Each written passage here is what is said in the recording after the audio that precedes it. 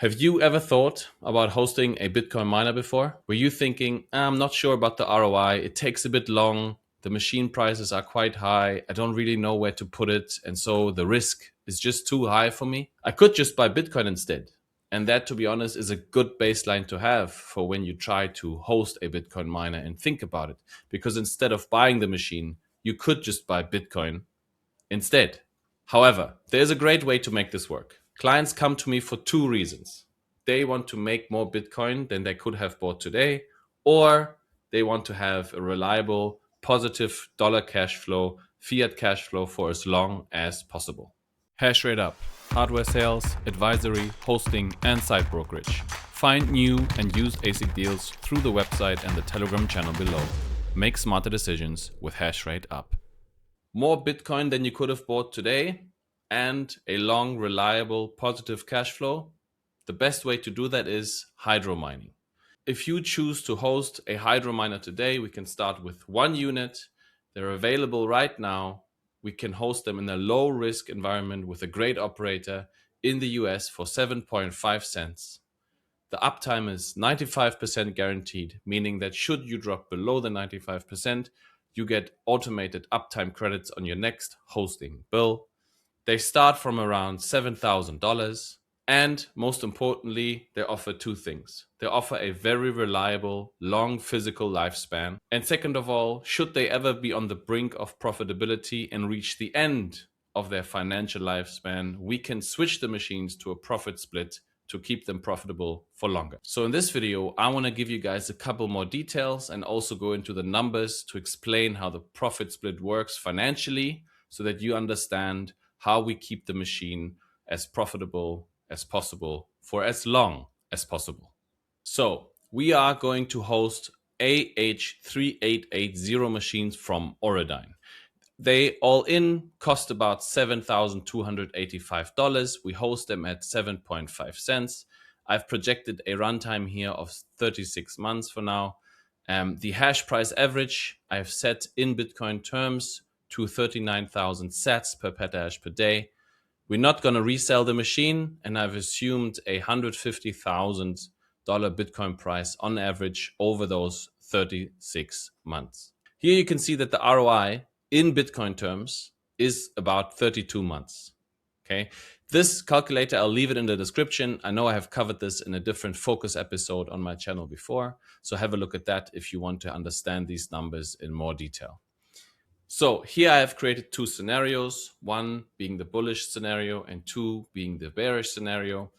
In one, I've assumed a Bitcoin price of 300,000 and the average sats I've set at 40,000 sats per petahash per day.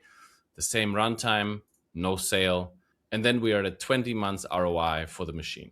On the other hand, if you go into the bearish scenario, 150,000 average Bitcoin price and 27,500 sats per petahash per day, then we're at an ROI of 85 months. What you can see here, and this is where most people get a bit unsure when it comes to hosting, is that the span between the ROIs and the scenarios is quite vast. Of course, you have to make assumptions, right? That's how investing works if you want to understand this before you make the purchase. But the band between 20 and 85 months is quite huge. How do we negate this? We negate this by doing two things. First of all, we are running hydro machines. So those machines run very, very, very cool, and they keep the degradation of the chips to a minimum. These machines run very stably from the data that we've seen. So these can last 6, 8, even 10 years if I had to put my money on it. If they fail, it's going to be the PSU. They're going to be in warranty. But my assumption is that these machines are perfectly designed to last for as long as possible versus air-cooled machines, which most people host, which have, moving parts. They get in touch with their environment. They might be of a poor design quality when it comes to maybe Bitmain machines over MicroBT machines, right? So there's a lot more things that can go wrong with air-cooled hosting than with hydro hosting. If the operator knows what they're doing, which of course we have made sure, then the risk of physical failure of the machine is minimized. Now, getting into the profit splits. On the left, you can see the same machine that we had before. On the top here, though, you can see I've set the electricity cost at 5 cents per kilowatt hour. and the profit cost at 50%, meaning you're giving up 50% of the profits to the host. The way this works and why we do this is as follows. Should the machine ever be on the brink of financial profitability, then we choose to switch the machine into a profit split model, which means you pay for the power and then anything that is a profit gets split with the host. You might be seeing a reduced uptime from 95 to 90%, meaning there is cheaper power prices available. And the offer of the profit split obviously depends on the market conditions when it's switched. However, the host has guaranteed that every 12 months, we will have an offer to switch to a profit split that we can either take or leave. And then if we decide to leave, we can just take the machine with us and host it elsewhere. Obviously, the exact profit split offer depends a bit on the market conditions when we get there. However, currently, this is something that could be realistic with a lesser machine. So I've gathered data and used data from previous deals that we have done in the same facility. What I want to explain with these numbers is how the profit split works on a financial basis. On the left, we have our machine. Maybe it's now hosted at a lower uptime, 90% instead of 95, which gives us access to cheaper power prices where the machine is hosted. The important bit here, though, is that essentially a portion of the hosting agreement becomes flexible according to how much profit the machine is bringing in.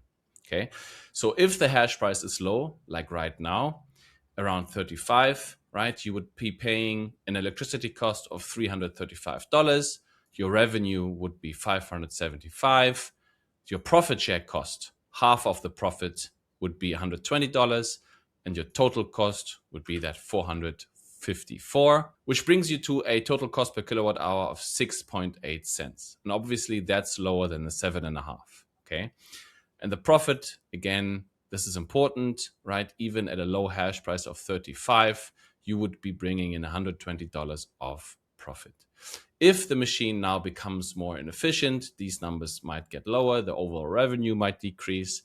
And if we're then hit with a low hash price environment, like last week, we had a hash price between 25 and 30. And then in those scenarios, especially with then older machines, you want to be protected to the downside, okay? Now here, should hash price ever go to 25, our effective hosting rate becomes 5.5 cents. What you're giving up on the flip side is the upside, and that's where the host gets to partake in the deal and have an upside as well. So if hash price goes back up again, now let's say hash price reaches 90, obviously now your specific per kilowatt hour hosting cost is quite high. However, you remain online even in the low hash price environment, which at this point, when the machine is dated, should be the priority. You don't want to reach your break even and then have to turn off. That's exactly what we're trying to avoid with this setup. This episode is sponsored by HashBranch, the easiest way to mine Bitcoin in the US. Sourcing hardware and rack space usually is a mess. Bad deal structures, misaligned incentives, and no visibility after deployment. I have placed tens of thousands of ASICs in partnership with HashBranch. What I like most is that they cut through the noise. Fair pricing, aligned terms, and access to hosting that actually works. Use code HashrateUp100, visit hashbranch.com today to get $100 off of each miner that you order. The way Bitcoin mining works is that it's a global competition. I've explained this in previous episodes on the Focus series. You can watch those back if you want more detail. But essentially, the profit split agreement is all about keeping the machine online and running profitably. We don't want to be in a scenario where we have to turn off the machine because we're losing money. We want other people to get there before us, because as soon as they have to switch off their machine, difficulty goes down, hash price goes up, and we remain profitable and stay online for longer. At the end of the day, once the machine is close to being paid off or has already paid itself off, then we just want to keep the machine running as long as possible. So with the Hydro hosting, we cover those two things. We make sure that the machine is physically reliant. We can rely on the machine for a long, long time without having to touch it. And secondly, once that is solved, we solve for the financial reliability as well, to keep the machine running for a long time in a profitable environment. So solving for the physical reliability and the financial reliability removes, not entirely of course, but removes the larger risks of not being able to make your Bitcoin back and having an unstable, maybe cash flow positive asset that you might not have fun with for the long haul. So exactly, if you think back to the beginning of the video, we want to solve for those two things. We want there to be less risk of not being able to make your Bitcoin back in a hosting environment. And second, we want to make sure that you have an asset on your hand that you can, reap the rewards of for a long, long time, even if you think in dollar terms and want positive dollar cash flow on a monthly basis. The reason why I think hosting is difficult is because it's a very hands-off approach to Bitcoin mining and you're leaving a lot of margin on the table. So this in turn means, again, that you have to extend the lifespan of the hosting environment and the hosting arrangement for as long as possible to reduce the risks. So if you are thinking about an investment into Bitcoin mining, then I think this is the right way to do it. If you want to understand some of these concepts in a bit more detail, please have a look at my channel. There are a few focus episodes out there already where I talk about mining on solar, or what the hash price does when hash rate goes up and down, why I think that AI maybe has a downward pressure effect on the difficulty overall over the next couple months and years. All of those topics I explore over there. With that being said, have a great day.